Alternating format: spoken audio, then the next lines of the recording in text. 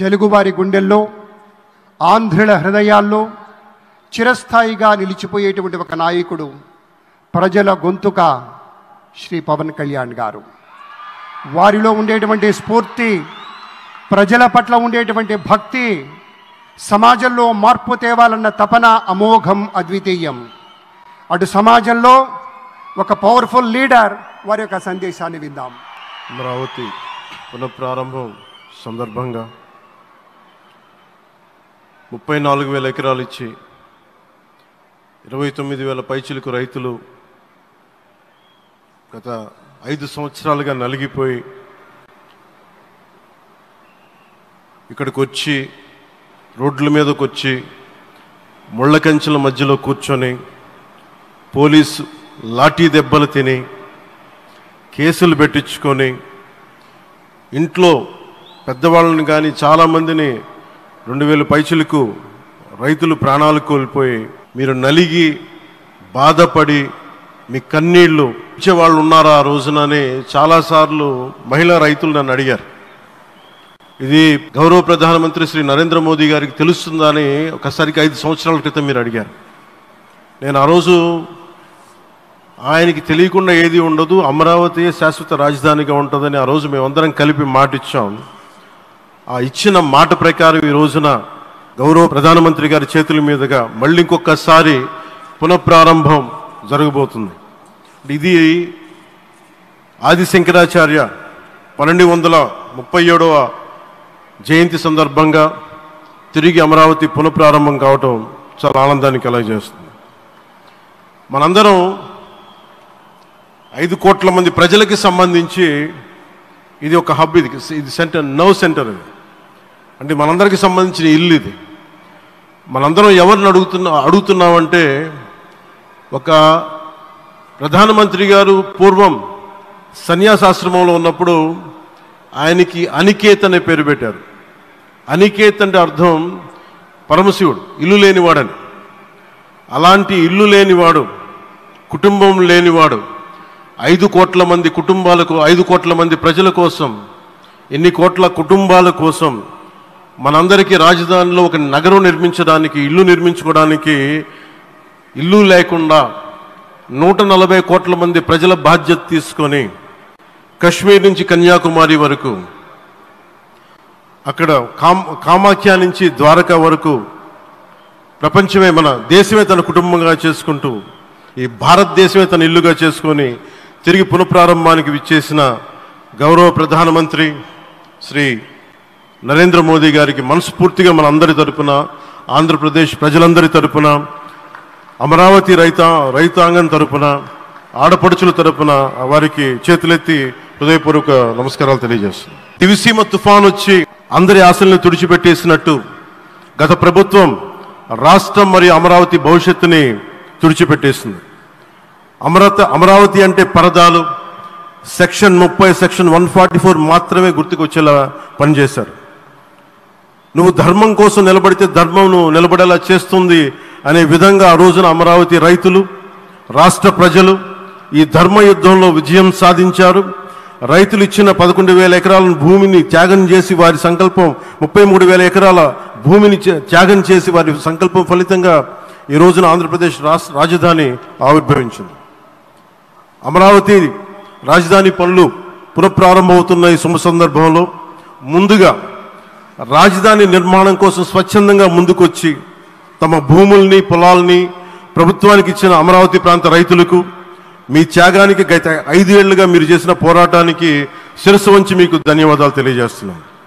గత 5 ఏళ్లుగా రాజధాని నిర్మాణం నిలిచిపోయి రాజధాని తరలిపోతుందనే సమయంలో రోడ్ల మీదకు వచ్చి 5 కోట్ల ప్రజల తరపున రైతులు, మహిళలు, విద్యార్థులు చేసిన పోరాటం, మీరు పడిన అవమానాలు, మీపై పడిన గాయాలు ప్రతి ఒక్కటి మా మనసులో ఉంది.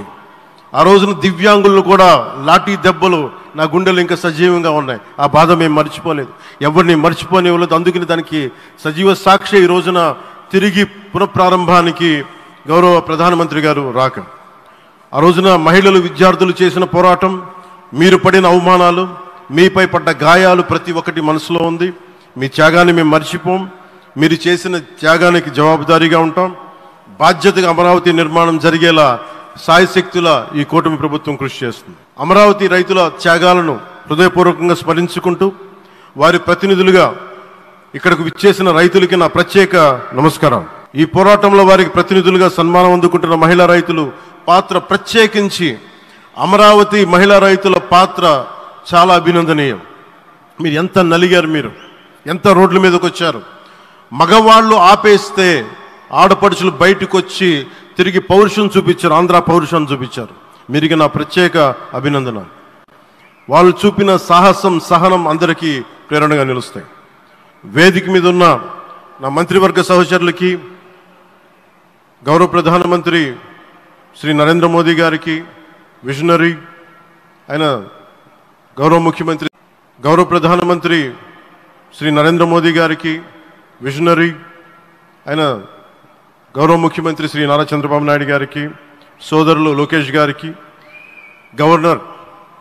గవర్నర్ గారికి ప్రత్యేకించి నా హృదయపూర్వక నమస్కారాలు, ధన్యవాదాలు తెలియజేస్తున్నాను. అలాగే ఇతర సహచరులకు, సభకు హాజరైన వారికి, రాష్ట్ర ప్రజలకు కూడా నమస్కారాలు తెలియజేస్తున్నాను.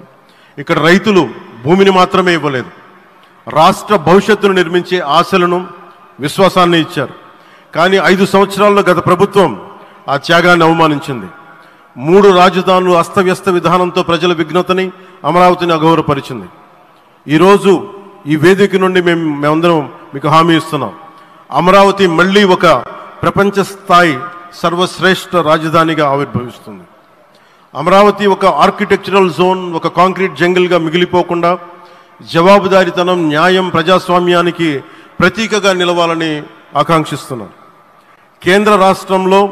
కేంద్రంలో రాష్ట్రంలో స్థిరమైన ఎన్డీఏ ప్రభుత్వం ఏర్పడిన కారణంగా అభివృద్ధి కార్యక్రమాలు వేగంగా సాగుతున్నాయి. మేనిఫెస్టోలో ఇచ్చిన హామీలన్నీ దశల వారీగా బాధ్యతాయుతంగా అమలు చేస్తున్నాం. కేవలం మ్యాచింగ్ గ్రాంట్స్ ఇవ్వని కారణంగా గత ప్రభుత్వం రాష్ట్రం కేంద్రం నుంచి పొందాల్సిన 1000 కోట్లు నష్టపోయింది. కానీ ఈ ప్రభుత్వం కోఆపరేటివ్ ఫెడరలిజం స్ఫూర్తితోటి, పరస్పర సహకారంతో పనిచేస్తున్నాం. రాష్ట్రంలో రహదారులు, రైల్వే, పారిశ్రామిక రక్షణకు సంబంధించి ఈ రోజున మన అమరావతి కాకుండా రాష్ట్రంలో రహదారులు, రైల్వే, పారిశ్రామిక రక్షణకు సంబంధించి ఈ రోజున 1,07,00,000 కోట్ల విలువైన అభివృద్ధి పనులకి ప్రధాని గారు శంకుస్థాపనలు, ప్రారంభోత్సవాలు చేస్తున్నారు.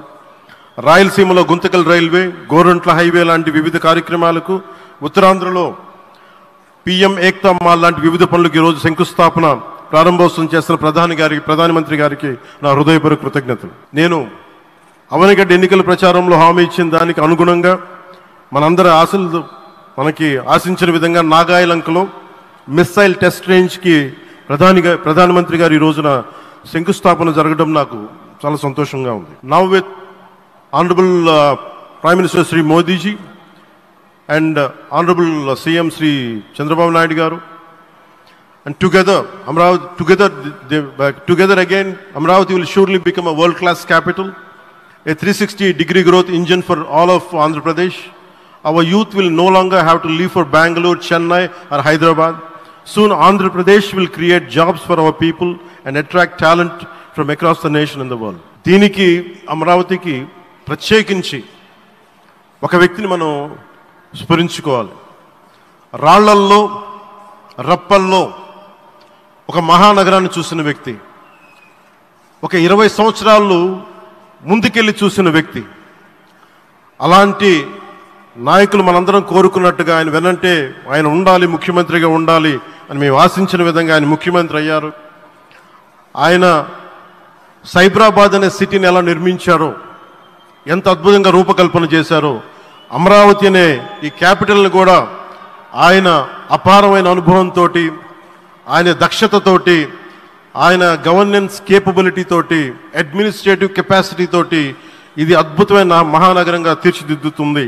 ఇది ఆంధ్రప్రదేశ్కే కాదు, భారతదేశానికి తలమానికంగా అవుతుందని మనస్ఫూర్తిగా నేను ఆశిస్తున్నాను. అలాగే ప్రత్యేకించి ఈ రోజున మనం ప్రధానమంత్రి గారిని చాలా లోతుగా మనం అర్థం చేసుకోవాలి. ఈ రోజున కశ్మీర్లో దాదాపు 28 మందిని చంపేశారు. అలాంటి క్లిష్ట సమయంలో, రాష్ట్రం, దేశం మొత్తం యుద్ధం వైపు వెళ్తున్న సమయంలో, అలాంటి కీలక సమయంలో ప్రధానమంత్రి గారు ఇక్కడికి వచ్చి లోపలంతా బరువు, గుండెల్లో బరువు పెట్టుకొని వేదన ఉండి కూడా అమరావతి రైతులు చేసిన త్యాగాలను మర్చిపోకూడదని చెప్పి ఇంత ఇబ్బందుల్లో కూడా ఆయనకు వచ్చినందుకు మనస్ఫూర్తిగా ఒక్కసారి మనందరం ప్రధానమంత్రి గారికి గౌరవ సూచకంగా మనందరం కృతజ్ఞతలు తెలియజేయాలి.